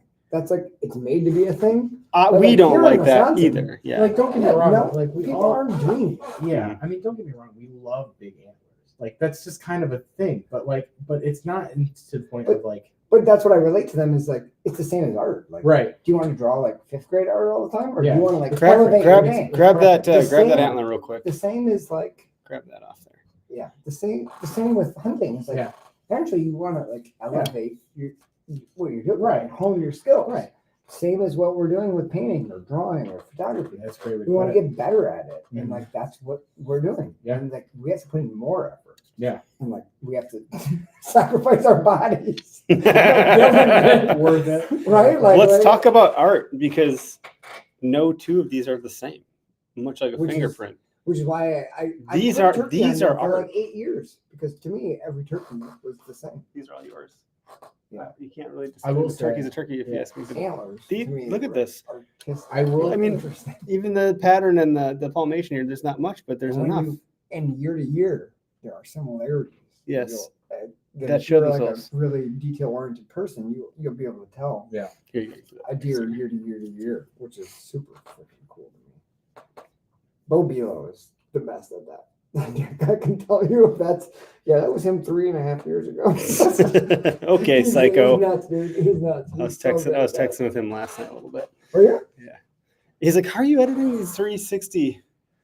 He's like, "I can't find the." I told him to contact you if he had trouble. I told him, and then he's like, "I can't figure it out." I was like, "I don't know," and I was like, with the kids reading a book for the night. Whatever. He got to figure it out. So I'm excited to see what he does with it because I haven't done anything with those really yet. No, this is the first go at it. Yeah. He's editing Dave's hunt. Yeah. But you can do 16:9 aspect ratio, or like 1920 by 1080, where it's like wide. So everything I'm doing is vertical. Yeah. Everything you're going to be doing Is wide. So it does both. Anyway, total derailment of the conversation, but yeah. Sorry, I got to answer Michael here. Michael is my guy. This is my BFF. Yeah. from Pepperoni. college. Just kidding. Jack's pepperoni pizza. Oh God, yeah, Mike. It's a real travesty. Mike used to polish one of these off in about 4.5 minutes, and we left it here for like an It's hour. heartburn waiting to happen. I will say I love. No, I love heartburn. I love the burnt end, so dibs on that piece here. Dude, we just haven't been eating it because we're talking. We're talking. too You wanna much. hear me Talking a crunching? lot. You I'm don't talking a wanna lot. We'll so- scarf it down at the Yeah, end. Dude, the story you told tonight was freaking epic. Well, I just. Do you want to know how I know it was good? Why? I know it was good. Eric was quiet. I had to listen. He was locked in. It was definitely something to remember for sure. Like I Such a badass. like love it. And like here's the thing, it's like I'm not a very big guy. Like I'm 5'8", I'm like 175 pounds or whatever. And like so like This deer probably weighed more than you did. he did. But it's just like there's a little bit of ego in it, right? And you talk about ego. And I was like, I could do this. And so- Yeah, there's a healthy dose of it. There's a healthy dose. And like That's part of it. I think I definitely hit that threshold and just a little bit over. You have to in on those that moments. to find out your limitations. But to go back to like your question from earlier, saying like, do you think you have people to help out and all that stuff? That was like my wake up call to be like, all right, dude, you really got to start like getting this together because like my son's 3.5 now. Like we're at All right, I'll go to Foam Fest. Just kidding. Oh jeez. No, but you've been going to more events. I think Yeah. So I saw you by Madison at Yeah. the Onyx event. yeah, the East Scouting event Yeah. with you and who was it, Pierce and Brian Dombrowski. and Alec. And, Yeah. But like, so I ended up joining BHA from your guys' Foam Fest Mhm. back in 2024, and I've done like some of the work days, like out at some of Good the, for the you, wildlife areas. But like, I've met some super cool people from those events, like Alec. A couple- Alex, he's okay. He's actually pretty cool. Yeah. Dude, Alex is awesomely himself. Alec, me, and a couple other guys from BHA, we actually went out on a duck hunt together out in, for like the Southern Duck Opener and all that stuff. And it was fun that we killed one duck and it was a merganser. And like, I don't know what that means. Sounds offensive. It's a little offensive. It's a little offensive, but like we had a good time and like just going out. It was like that was the first hunt that I had like with other people in like such a long time. Besides, so I should say, like I was saying about my dad earlier that he's got oxygen issues. Well, I was trying to get him back into hunting a little bit or find something accessible, right?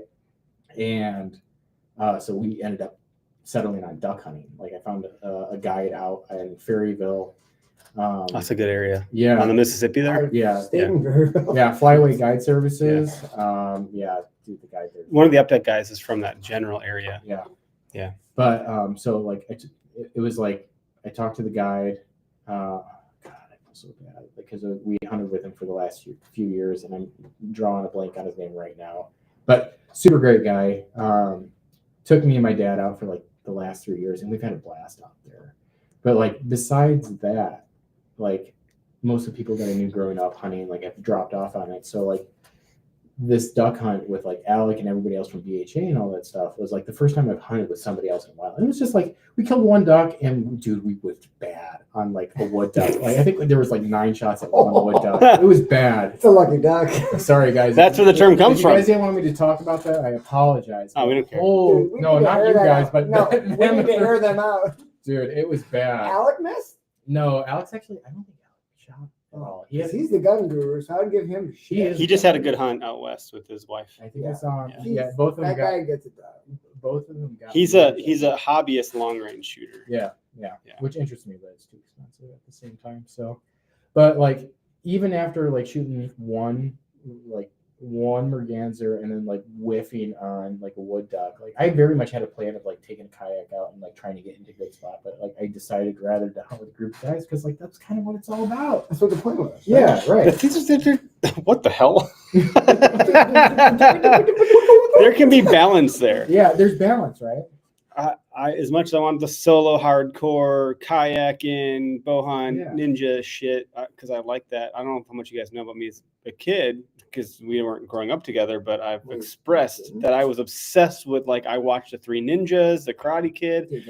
I wanted nothing more than to be a ninja. Okay, so like bow hunting is as close as I can get to that, and I fucking love it. Yeah. Very ninja, because that's why you shoot the ninja star bowhead, broadhead. Dude, I like, because gun hunting, you feel like the kid from the Christmas Story that falls over and can't get back up. I'm like, blaze orange blob, I hear too many layers, I can't move. I like, this bullshit. I want to go like in like a ninja. So anyway, there's that, but then I love the camaraderie, sharing these experiences and moments as I age up a little bit here, because I'm not that old yet, is so valuable. It is so, like anytime I can come help someone drag a deer or track a deer or just be together in these moments, it's like there's nothing else. Like you talked about, what did you just say a little bit ago with Tony Peterson? Like these moments outside of society to a degree where you're doing these things, have these, but then also bringing other people into that, it makes it even better. Those form far more intense connections than just like bitching about your boss together. Yeah. Right? Like those normal society connections, like pulling an animal out of the woods that like you're gonna share with. But like, bitching about your boss becomes bitching about the heavy deer. Experience. Like, it's still work. It bonds you in a way that it's just it's very codifying. I knew it killed you when I shot that deer that you weren't able to come and help. I wouldn't help you so bad. I could feel it through the text message. You just like agonizing. I was like, dude, it's okay. I want it. I can't look. That's so bad. Wanted to be there to help you with that. And I knew that. Yeah. And I knew that. And I like suffering. I like suffering. Yeah, I know you do. Yeah, it's like a problem. You got a badass thing you're trying to itch all the time. And I like that. Mm-hmm. Dragging a deer though is hard. You talk about like taking a break every little bit. Like when I'm trudging through to get to a destination, there's not a stop in me, and I won't even realize it until I do stop. I'm like, oh, I'm fucking super exacerbated right now. Like, but I didn't even know when I'm dragging a deer, I'm taking those stops though. It's totally different. I'm It's worth exacerbated, it, but though. like It's I have to stop because my body hits its limit every 10 minutes I or really 2 I seconds. get too confident at the very beginning of a drag, you know, and I'm just like, yeah, let's go like 100 No, it takes 10 yards, feet and for then me you to get be like game you get, over. like 30, and you're just like, oh god, like I probably said it before, but I've had that same thing where like I shot this deer in the Peshtigo Harbor when I lived up there, and it wasn't over a mile, I don't think, but it was close. yeah, And the timber was flooded. It was a really heavy rain year, and I had my stand, my sticks, my bow, and I'm Yeah. like, I'm gonna go all the way back to the car. I can drag this thing. All I gotta do is drag it. All I gotta do is drag it 800 yards to this dike, No and then big- I'll be able to pull it on the no dike. big deal. So I'm like going through the water, through the shit, trying to like my stands getting hooked on everything. Like it was a fucking nightmare, right? Yeah. Like absolute nightmare. Fighting it, and I see the dike up, and I'm like, I made it. Because after you hit the dike, it's only like 400, 500 yards. Yeah. My car's right at the end. I finally get up there. I pull the deer up the dike, the steep little pole we were doing. Yeah. It wasn't like a huge deer. Yeah. It was not. But I get to the top, and they had just bulldozed back there. Mhm. So the top was not no. ground. It was dirt. It Yeah. was bare dirt. the You entire told me way. this and I was before. like, I'm not gonna make it. And I almost didn't make it. I could do like 15 yards at a time.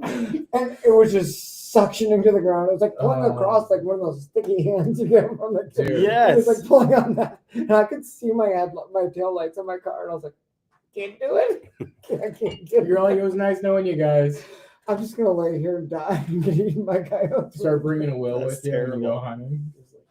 Bring a will with you when you go hunting. Put it in your pack. I love you Dude, guys. that's pretty I just great. want to let you know. Put a note right on here. It was a great drag, but I was hoping I'd live a little longer, but this is definitely how I wanted to go out. So I I'm just wanted- saying. But how many people have heart? So like, actually, let me look right now. So I right feel now, like- hold on. All right. You guys can chat for 2 is there seconds. more heart attacks or hernia?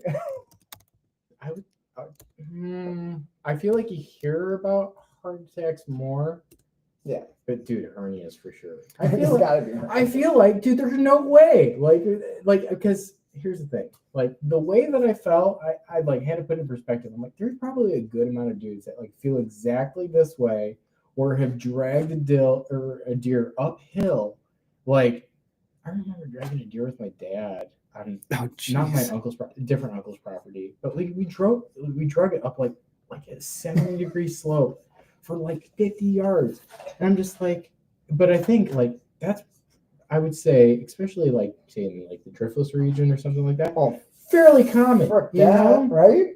Like, if And you I'm don't just- bring a come along in your pack to like winch it up, Dude. what do you like? Dude, You're gonna die. yeah. I feel Okay, like, I feel like there's a lot of undiagnosed hernias out there. Dude, if Probably. I hunted in the driftless, I'd be Dude, like, there's a lot of guys that are just like, oh, my nuts are hurting today. I don't know why. if I hunted in the driftless and my deer ran down a valley, like onto private or something, I'd just be like, I'd bring my checkbook in my bag, like, here's the trespassing fine. I'm so sorry, Dude. but I'm not going up that Dude. hill. You're like, look, buddy, this is gonna go one of two ways, and it's gonna go one way. I'll pay you for your time, but like, I heard a story about a guy down in Illinois on one of the properties that we hunt that shot this buck, and he was about to drive his truck back where Yeah. you can't drive. yeah, And a game warden like stopped him, and the warden's like, "You can't drive back." And he goes like, "I just shot a buck." And like, he goes, "What's the trespassing fee?" And the guy was like, "Well, like $275." He goes, "I'm gonna give you $275, Dude. and I'm gonna drive my truck back to real mountain. Dude, I'm not driving." here's the thing: you'll pay that more for like drone recovery, right? So Oh. it's just like, Yes, like, and for hernia surgery for sure. dude, Yeah, that's a good point. I will say with the hernia surgery, I'm not saying go trespass. That's not the main goal. here. no trespassing. Like, don't purposely give yourself hernias and all that stuff. But there have been some benefits. Like, I met my out-of-pocket cost, like medical insurance wise, so I was able to get a lot Honey, more shit done. You get some surgery. You get some surgery. Dude. What do you need? No, yeah, it was crazy. I was gonna look up, and I did. I looked up the DNR incident reports. This is public information that they publish. Have you guys ever looked into these ever? Yeah.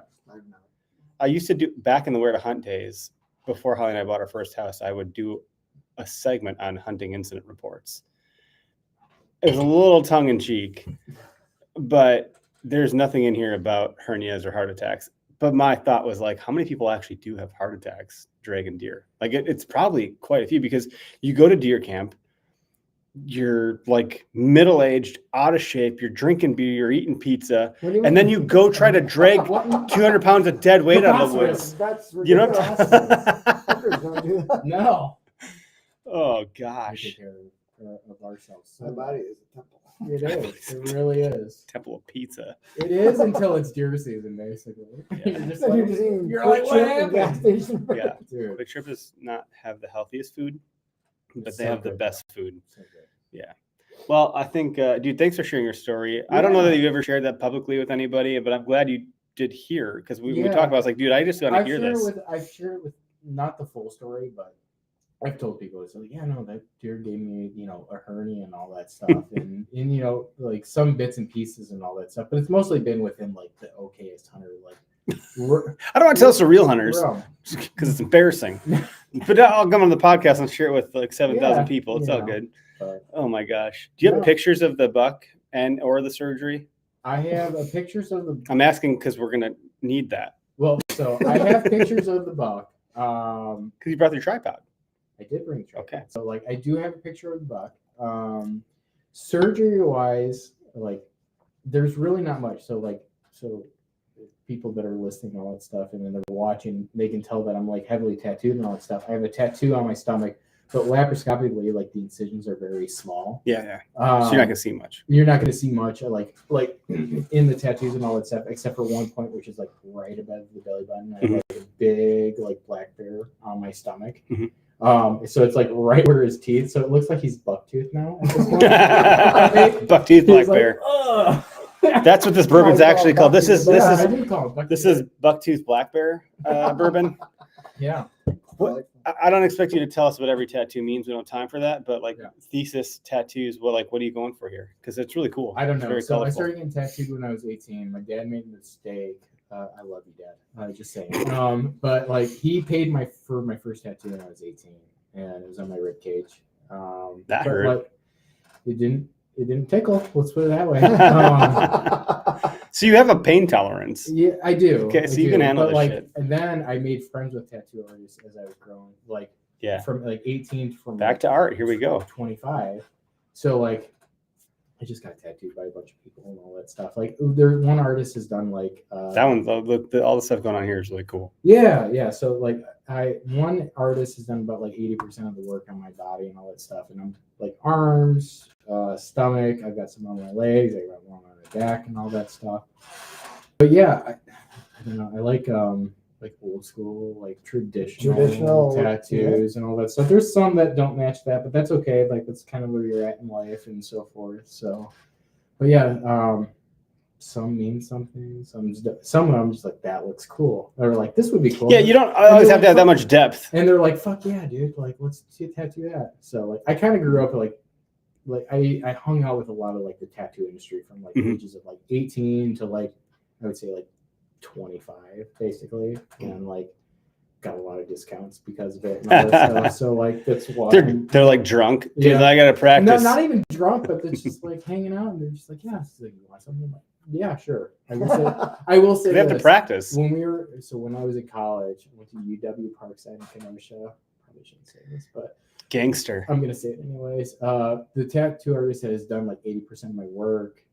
It was like I told him like, hey, like let's have a tattoo party at our college apartment and all that. And I'm just like, but that kind of feels like a little sketch and all that stuff. He's like, dude, don't worry. He's like, I'm sanitary. Yeah, he's super sanitary and like, dude, he's a professional. He's been doing it for like 15 years at this point, I would say. But like he's like, we'll make it like even if it's gonna be in an apartment and all that stuff, we'll make it super sterile, yada yada yada, and all that. And so like we ended up having in like a weekend like 20 different people. Like, holy shit! Like tattoo party. It basically was that, and I was thinking about it, like we definitely shouldn't have done that. Like, you hear the all the time we're there. Yeah, it's a pretty quiet party. People are just getting no, tattooed. that was a fun time though, and like a bunch of people got tattooed. I ended up getting a free tattoo. out of it and all that stuff. And yeah, no, it was a good time. But like, I just love tattoos, man. There's a lot of I think artwork they're to neat. it. They are fucking There's a lot of painful. different art styles. Anybody who says that like pain, like they're like pain to extent, right? Some You know? people like the pain. You have a tattoo, Derek. Do you have more than this Dude, one? they're fun. Yeah, I got a Yeah, couple. yeah. I have a few Oh, now, yeah. technically. I feel like people who are like, oh, it doesn't bother me. They're fucking liars. I'm not gonna. It's I not got two. comfortable. It's This not year I got comfortable. two. I got one on my wrist, which was That's fine. tough, dude. That's a tough spot. Though. and then this one, which took a little while because I didn't think about the font having to be filled in. all black too. Yeah. like straight black through. Yeah, But like it all depends on the area and like location, like what you want and all that stuff. But tattoos at the very least feel like a very like constant bad sunburn when you're getting tattooed. And, yeah, that's a good point. That's kind of how I describe it. yeah, and then when you get into like painful spots like chest, stomach, like I bony, just start sweating. bony parts, and you're just like, how long has it been? It's just like 2 minutes. You're like, oh god. That's why you're able to drag that deer up. You're bro. like, you're good. And you're just like, And yeah, he's I guess I'm fine. thought up. You want some goose sticks? Yeah, Oh I wow, I they're love goose dripping all sticks. over me. I will say, I just want to say thank you because you sent me the message when Do you have that I good did. one? got did that send- box. yeah, I did. And I don't know, it might have been a day or two after, Yeah. or even longer than that. But Yeah. like, dude, that meant so much to me because we had connected on Film Fest and talked, Yeah. and like, you were a cool guy, and I got along with you really well. And then Yeah. like, what you said in the message, and just like the point that like bringing these stupid cameras and rambling while I'm walking around the woods, like that it helped somebody or like Yeah. didn't help you or like whatever way you want to look at it. Hey, your YouTube videos gave me a Right, hernia. I think But like I think it it definitely. meant a lot. Yeah. No, and like, dude, I appreciate it and like being honest about it. Like, I think you guys are doing like, you guys as a whole with. We're not here to get your compliments, so you don't have to do that And to here's us. the thing, like, you guys aren't paying me. I get it. Like, but. We ain't paying anybody. But like the message that you guys put out there, like I really honestly do think that like it does affect people, like in a very positive way. Because like the way that I look at it, it allowed me small sample size, right? It's allowed me to push myself. It's allowed me to look at the hunting community as a whole, and not just like in these like weird like niches and all that stuff. And other like if there's a certain point that you want to stop at, that's also okay. And there's Which like, is interesting because community with all that. there's some people that said like, oh, well, yeah, but like I'm after goals, and you guys are talking about like trying to like not be that, and that's not the point. No, The fact that that's what you got of it is Yeah. really good for me to hear as the person that's like steering this damn ship. That's the point of what Like you're doing. that's Yeah. hard to make sure that gets through. no, When our brand is a small antler and we're called the okayest hunter, yeah. like No, and like like I said, it's just I feel like there is a sense of community coming to get like Mhm. all branches of this hunting community like come together. And I will say like we're a signpost rub. Okay, all paths. that's a stop here at some that's point, such a great analogy, honestly. and we glow in the dark. Nailed it. the And other, you would be like, the other big thing with you guys is gear shaming, and I feel like especially we love to deer shame people. We're gonna Oh, do. dude, We're so gonna bad. ramp it up now. Now that the rut's going, we're really gonna yeah, ramp please it up. do. But like you see all like the Facebook forums and like the groups and pages and all that That's stuff. rough. Well, but here's the thing though. I've seen it get less. I've seen I've seen more people kind of carry our flag. Yeah, I've seen less bullshit. I've seen more people jump in and defend the people Mhm. who want to celebrate like their harvest, right? Mhm. And it's like, is it the biggest year? No. Were they excited about it? Yes. That's all that matters. And can you give someone that you know shit? Yeah, Oh, 100%. but when you don't know the person, No. they don't know that that's how your sense of humor is. Right, exactly. It's different when you don't know someone and it's the internet. yeah, It's That's so the point. Easy to say congratulations. It's just It's yes, not that correct. many letters. Yep. dude. Just say it Yeah. and then move on. Mhm. Think your thoughts. Have your thoughts. Mhm. Or If they're even- different, but just say well done. Say Or even congratulations. if it's out in the interwebs and all that stuff, throwing that like sign and not saying a damn word, you know, like I think it resonates with me more because, like I said, it took me so long to get my first deer harvest right, and like it wasn't like the biggest year, but at the same time, super proud of that one. I was super proud of the one even more for the second one, which was smaller than that one, and like just getting people to be like and congratulating, not even looking for that validation or whatever, but just people celebrating, you know? Yeah. Yeah, you Like- look what you just accomplished, but there could have been someone that was going to shit in your cheers and was not with a bow. Dude, You know, like if someone's always has something negative to say, I will add a Marcus Aurelius quote that I just pulled up here.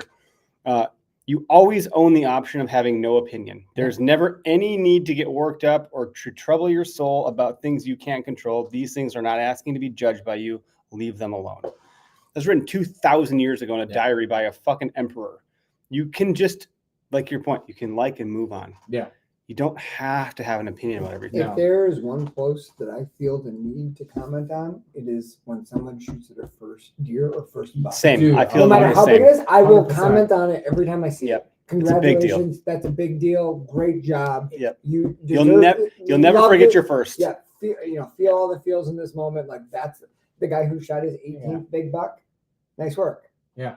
Mhm. That's awesome. Yeah. I'm still excited for you. Yeah. But I'm more excited for the guy who Dude. made or the girl who made their Especially- first. harvest. Especially the person who's like, I know it's not the biggest deer and all this stuff. It's like, fuck that, dude.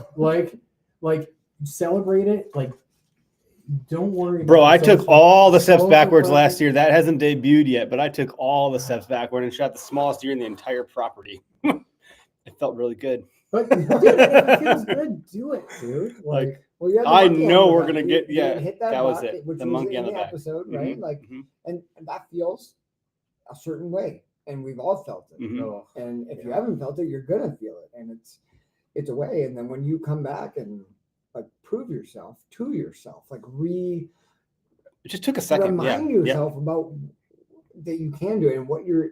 Yep. That's a big freaking deal. But That's when devil's- you need it more than ever. The pat on the back. Devil's advocate to my own thesis is like, if you put your shit online, expect it though.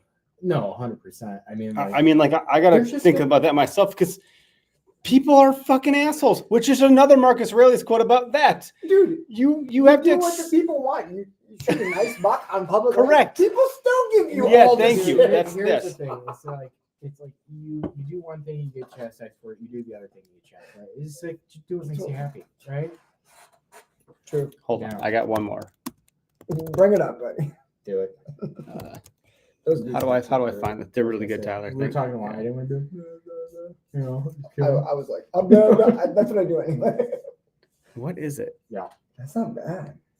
Who My process- buddy, Who processed it? I'm not sure. That's Tyler's. Yeah, Tyler's goose. My buddy Lane used to tell a really funny joke about goose. Like, the best recipe for goose. Take a big river rock, one of those round ones. Yeah. Put it in the bottom of your boiling pot. Uh-huh. Fill it up with water. Throw the goose in there. Bring it to a boil. Once it's been boiling for 30 minutes, throw the goose out and eat the rock. I witnessed it and I was like, it's my favorite one. I've seen that.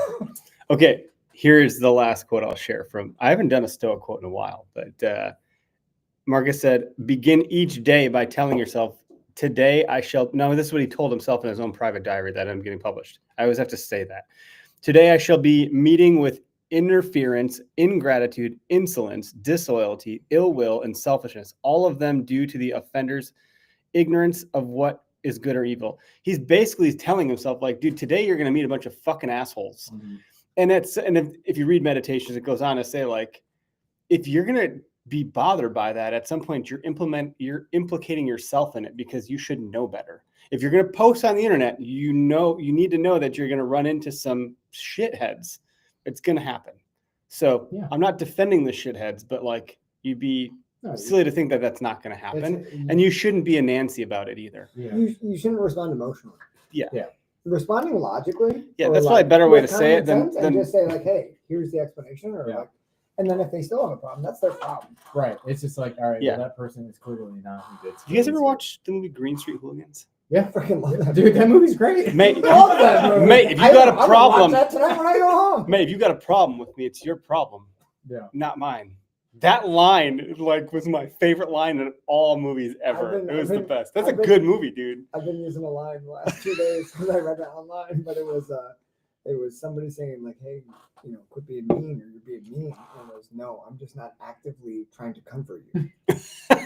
And I was like, that's not a movie. Just the I was internet. just like, oh, thing. And I was like, that's actually legit. Yeah. Like pointing out facts without actively, Yeah. like, that's not being mean. Yeah. Like, Just saying. sorry. Just saying. Just, Yeah. we'll be honest. But like, we really do try to like not fight fire with fire. We do try to put our best foot forward and be an exemplar of how we would expect others to treat people, regardless of the fact that there are assholes out there. We're gonna run into them. Yeah. But by trying not to then stoop to their level. So if that happens to you, if you post a deer and someone does that, just be like, no, you just talk to them. All right, like whatever, dude. Like clearly you're mad at the world. You're already living in some version of hell. It's all good. Yeah. Dude, I do it more so on other people's posts when it's just like, you shame them. So hard, dude. So hard. Try harder next year. So you're one of those keyboard cowboys, eh? In secret, no. But like you see people post on Facebook, right? And then like you just see people like, bro, like that, like, or if it's like a grown dude like harvesting a small bite, like that's your first deer and all that stuff. It's just like, dude, go fuck yourself. Like, congratulations, I haven't been hunting since I was 9. Say it in a nicer way, right? Like, but because like I've always said it's just with like, all due respect. It's like you don't know what this person's gone through to get this deer. You don't know their story. It's just like say congrats or don't say anything at all. Mm-hmm. Like, and move on. It's like your opinion is not that important. Unless you know them. Yeah. Like, and give them shit. Sure. Like my buddy Clayton, he's gonna. all the time. I'm really excited for. Cousins are cool. Yeah, cousins are always good to do. But like, dude, some of my buddies that I went to high school with, they come to gun deer camp, which is a big deal because like they didn't come to gun deer camp in high school. I converted them into hunters over the years. Awesome, dude. And so they'll be, I think, here for our gun deer season episode, which will be in like less than a month. That's and crazy. I remember the first time my buddy Clayton shot a deer. There's no cell reception in the area that he hunts. It's a dead zone. So like we didn't hear from Clayton all day for his first time he ever came with us. So like we should probably go check on Clayton. So Clayton might be dead. We go. Okay.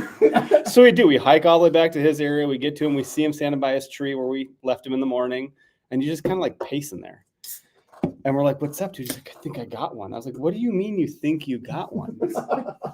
He's like, "Well, I shot, but I don't know if I hit one. But then it fell over." He's like, I don't know. So we walk up to it and like we see no bullet holes. He's like, "Do you think you could scare him to death?" Because I don't. Yeah. I actually don't remember how it all broke down. I don't remember where we did find the bullet holes and stuff.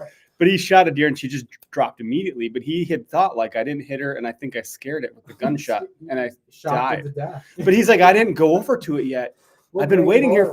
He's like, was able to do that. 0-0. Got some knowledge. He's like 250. He's like, I didn't go over to it yet because I was like, I didn't know what to do because I've never hunted before. Yeah. So I'm glad you guys are here. Let's go see if it's dead. Or I think it's over there. So we go, I'm like, this is a dead deer. Like, clearly you fucking shot it. It's still breathing. Let's give it But like, he also can't. He can't handle. He can't handle the gutting process at all. So we're gutting the deer. I'm like teaching him, which is funny that I'm teaching someone. Okay, like let's just put that in perspective. And he's like, he just like it's constant. It's like unstoppable. He's just gagging himself. And then Mike. It's got a fucking meat stick, literally. Just what's the problem, man? I'm fucking hungry. This is making me hungry. I'm like, dude. First of all, right? this is wrong, and this is wrong. This is two ends of the extremes. You fucking psychos. You brought them both to deer camp. I will say the first couple of deer that you got, automatically you're like, I gut shot this deer. I don't know. You open up and you're just like, oh, it's gut shot. You look like, oh no. It's just... When you see someone who's never got it before, you're gonna carefully. And you're like, oh, you hear the sound. When you don't want to do that. You're like, that's gonna be. I'm just showing you what not to do. Okay, now you know how bad it can smell. It's not gonna get worse than this. Dude, I got shot at a deer not last year, but the year before that. So bad. It was such a bad. Like I shivvied myself into a tree in a marsh. No tree stand or anything like that. I was like straddling in, like on a tree limb, on like a dead tree. I'm like, this is not safe. How many times have we said that to ourselves? It's not safe, dude. It's just not safe. You know it's a good spot. So like I shot, and dude, I hit him like high back, low. I don't know what happened, but like he bled out like almost immediately. You probably hit that artery along the back and all that stuff. Yeah. But I gut shot him, and it was just like beforehand, first couple deer that I got, I'm like, oh, gut shot. I'm like, oh, not bad. And then like I opened that one up that I gut shot. I'm just like, that's a gut shot. Dude. Like that's bad. Holy hell. Yeah, that's not a good smell. No, it's really not fun. Anywho, I don't know where I was going with all that, but I give them a lot of shit over that scenario. That's the point. But I know them. I've known them forever. Dude, what you build at your gun deer camp is pretty freaking awesome. It's fun. I wish you could come, but honestly, I understand everyone has their traditions. So dude, like I understand. My dad told me a week or two ago when we were up there when I bought gas up and we were talking about gun season. He was like, if you just want to hunt by your house, there's like way bigger deer. I was like, absolutely. It's not about that. I was like, how dare you? I was like offended. I was like, F you, Dad. Don't you dare. I convinced my buddy Shane to come one time because his dad and him own land in Adams County. And he's like, all right, well, I'll hunt with you guys like the opening day, and then I'll drive up in that evening and go to my dad. And I think he had a lot of fun. He wish he could do more, but he's also, I have so many more deer seasons left with my dad at his property. Yeah. So he's like, I'm like, man, I get it. But I feel like every year or so we have like someone new come into the mix, and maybe they stay, maybe they go. I call them bolt-ons. We're not going to get a new bolt-on for the year. So every year it's like, well, who's hunting this year? I was like, the usual and a bogey or a videographer who you've never met before that's going to be filming us. That'll be great. 2 years ago, we had one of Keegan's buddies, Cam Namella came. I don't know him. And Cam was I'll come. It was pretty wild because Cam drove for fucking ever away to be there, which I was like, he's not local. Why did we do this? We paid more for his fuel costs than we did for his talent. And then he gets there and he's like, he's a lineman. He's a foreman as a lineman. So he like has a team of linemen. You're talking about like an NFL lineman? No, the power line guys. Blue collar guys. And he I was like, that's a big guy to get in the he shows up in a nicer truck than any of us have. I was like, is Latitude rated for that? His truck is like brand new. I was like, the fuck is this? I thought all you camera guys lived in like shitty vehicles. Like Keegan. He's like, not this and guy. Chase. Not this he's guy. like, oh no, I got like a nice truck. And then I shoot my deer and he's looking at it. He's like, he's got a sidearm. He's like, you need me to fucking put it down? I was like, take it easy, dude. It's dead. It's okay. He's like, I just really want to shoot my gun. He's like, but can I gut it for you? I was like, with your gun? I was like, I mean, you want to? He's like, I really love gutting deer and I haven't gutted one yet this year. Can I just, it's here. And he's looking at me, just looking at us. I was like, do you want to fucking gut the deer, man? Go for it. Okay. I'm not going to fight you over gutting a deer. It's my deer. He gutted that thing so fast. I was like, dude, if I was gutting it, you would have had content for the next fucking 2 hours. You're like 2 hours. How much card space do you have on the SD card? I love when I keep looking at my wrist, like the answer's on my watch that I'm not wearing. So he was a fun addition for that season. That was 2 seasons ago. If you watch what year is it? 2023 season. That was when Cam was there. 2024, we didn't bring anybody to gun deer camp. 2025, we don't have anybody doing anything other than you with your phone and us with that crazy 360 cameras that we have. Yeah. If you guys want to watch some terrible cell phone footage of not shooting a deer, I will have that for you. I'd watch it. Mm-hmm. You're too nice. You're just too nice. Yeah. Thanks Dude, for. I was so disappointed that buck I shot this year. I had my freaking cell phone set up on my bow, and it's just pointed like 5 degrees too low, so you can see my arrow fly. You can hear the deer, but you don't see anything. You almost need that audio sometimes, though. The audio is great, Yeah. and like you can see him making a rub. How many times has someone sent you a video and you're like, oh, it sounded good? Oh, every time. Yeah. Or it didn't sound good? I watch it twice. Because you've been getting sent a lot of those videos, right? I get so many videos of people shooting deer that are like, what do you think of the shot? So I watch it twice and then I listen to it at least twice without, and like, yeah, it actually does. Yeah. Actually, So that matters. like listening to it. I didn't get this guy on film because he was coming. And I was like, whoa. That's my problem. He was coming, so I didn't film it. I was excited. I could have figured it out, but I was I'm too not a freaked filmer. out. I'm not a professional filmer. I'm a professional killer, though. I'm gonna take this. Sorry, guys. Like that was one of the liberties we took. Afterwards. That was their first season of the show ever, and Jace was like, "Can I take a liberty and just add like a meh?" And I was like, "I don't care." So he did, and it was like, but it's all blacked out. And you hear him do. It was his voice, and he added a shot sound. Did you put it like a northern twang? He is such a. He's not even a Youper. He's like way more north than a Youper. He's like Minnesota. Whatever a Duluther is called. I don't know. Like what's that show when we watched when we were kids? It was like cartoon. It was like the kid's mom was always like, "Oh, don't you know there, guy?" There's like a cartoon, Bobby's World or some shit like that. Doug's. No. No, there was a show with the fucking mom was a I know Minnesota what you're and talking about, but I can't freaking think of the name. Super Youper. I think in Boy Meets World now, which is not it. Well, that's Is it Topanga. an We're all gonna animated get show, though? boners. Yeah, it's animated. It was a cartoon. Cartoon Network. You know. I think it was Cartoon Network. You're asking the tough questions. No, it might have been. I don't know. I'm like writing I'm that really scene, so I was hopeful like, someone I in the should know comments this. knows. But it was like, was it Bobby's? No, like Boy Meets World was a thing. But I thought there was another one called Bobby's World or something. No, that wasn't it. It was like earlier than that. I'm an 80s. earlier. I'm an 80s baby, so like it would have been Yeah, like I'm early late 90s. 80s, early We're 90s. a little older. But I still get those references though. So. Yeah, we appreciate that. Yeah. Thanks for making us feel young. Oh, thank you. I'm gonna see if I can. What's the term? Not SEO, AEO it. It was Bobby's World, dude. It was Bobby's World. I was Nailed right. it, Clark. Martha. Hold on. Wait. Listen. How do I play this? Bobby's World, the one with the tricycle. Or Listen, here we go.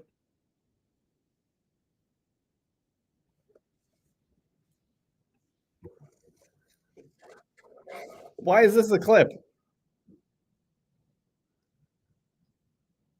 I gotta get the main character in this. I don't recognize the animation. Yeah, I don't remember. I don't recognize this. But the voice haunts my world. But that could have been my aunt, my grandma, pretty much anyone in my life. yeah. Why is that the fucking? Oh, of course, there's a commercial. Hold on. Could have been a family member yelling at you, teaching euchre and all that stuff. She usually said, "Oh, don't you know?" Casserole. I swear, she said, "Don't you know?" Shit. I just gotta find the mom. I gotta find. Here we go. Oh, I'm spending too much time on this. I feel like I know the name Bobby's World, but like This is not what I thought it was. you know. I was almost picturing Hey Arnold. It's kind of like Hey Arnold. I think that's probably Or accurate. Doug. Doug, Captain Underpants Doug. Yeah. That one. Yeah, I was yeah, picturing yeah. him a little Anyway, bit it was Oh, don't you know? You know, too. whatever. Oh, okay. Yeah, fucking Bobby's World, guys. I don't even know what that cartoon's about.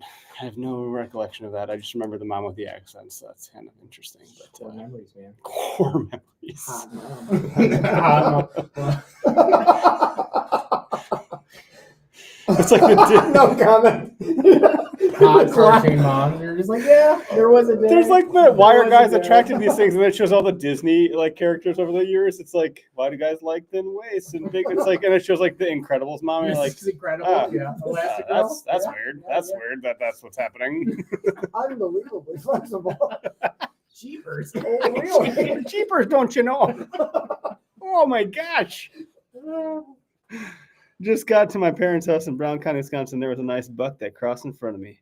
All right, Grant, thanks for sharing that. Was it Grant Willay? Oh, Grant Schlater. Do you know that, Grant? Yeah, I went to high school with that Grant. All right, Good Grant. luck Good luck, tomorrow. buddy. Good luck. Yeah. Oh, Grant, I'm supposed to get back to you about something else that I did not get back to you about. I'm so This is sorry. about Bobby's World. It wasn't Bobby.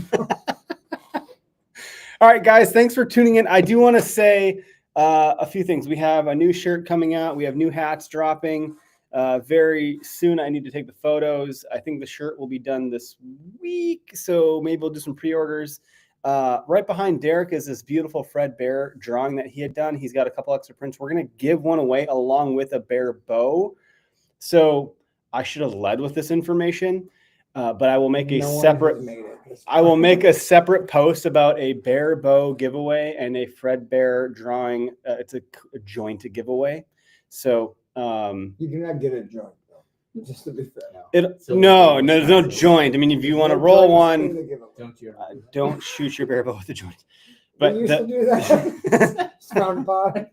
that's so accurate. Aunt Kathy was So like, "Don't you accurate, know dude." you're not supposed to do that?" But we want to give away one of Derek's Yeah. Fred Bear drawings with a bear bow, and it's going to be the Legend XR. I think that's what it's called. I think it's XR. It might be. I know it's a Legend. I'm not sure if I'm getting the letters correct at the end. But it's a bow that I used 2 seasons ago, and it's fully outfitted with an HHA sight. It's got a drop away on it. It's all set to go. What we're going to do with that giveaway, I got to stand up like the web page and the entry and all that stuff, all the digital bullshit that I do. But essentially what we're aiming for is like really getting people to participate in the podcast. And also, if you remember, if anyone listens to this shit, we had a duplicate feed on Apple Podcasts, and I had to deprecate one of them, and I had to deprecate the one that had the most reviews, listens, downloads, the one that has had several people ask me if we're still doing a podcast.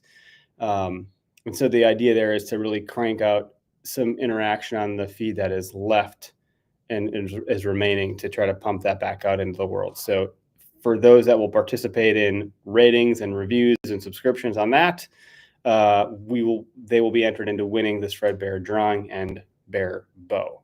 So the details will be communicated soon, but if you're listening to this now, you're getting a bit of a heads up. And if you're listening to this, you are probably going to get a leg up. This is really, you're going to be ahead of the game, let me tell you.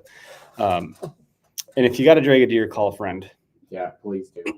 Don't call me. Deer hunting is also harder than you think. Just want to say that out loud. But it's also easier sometimes. Shut the fuck up. What the hell, But man? It's also way harder.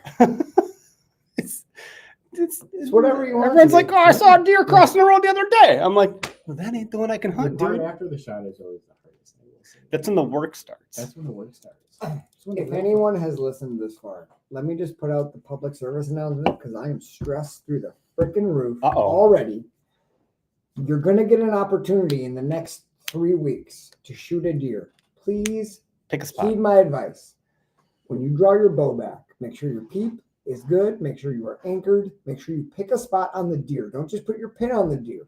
Pick a hair that you would like to hit that's going to kill the deer, and then release, follow through, and do what you've been trained to do to put a kill shot on. Because my goodness, everybody who messages me or texts me and is like, I don't know, I feel for you, but it stresses me out. Yeah, you do take it. You take it personally. To just make that moment. You put in so much work to get to that one moment. Make that freaking moment count, and put in every ounce of concentration, effort, and energy into your shot. That's the only moment that counts. Doesn't matter how far you walk to get there. Doesn't matter how quiet you hung that stand. Doesn't matter how many rubs and scrapes. Doesn't matter if you mess up the shot. So please take your time and bury the pin. And if it's not right, don't take the shot. Yeah. Don't disappoint Derek. Don't take the shot. Don't disappoint me. If you're not 100% about it, do not take the shot. That's a joke. But also, for you, don't disappoint yourself. Yeah, don't disappoint the big buck killer. All right. I don't think I have anything else to share, because not much else is going on other than good luck in the deer woods. This is our time. Everybody have fun out there. Be safe and enjoy the time you have. Also have fun. Yeah, have a lot of fun. That's what it's all about.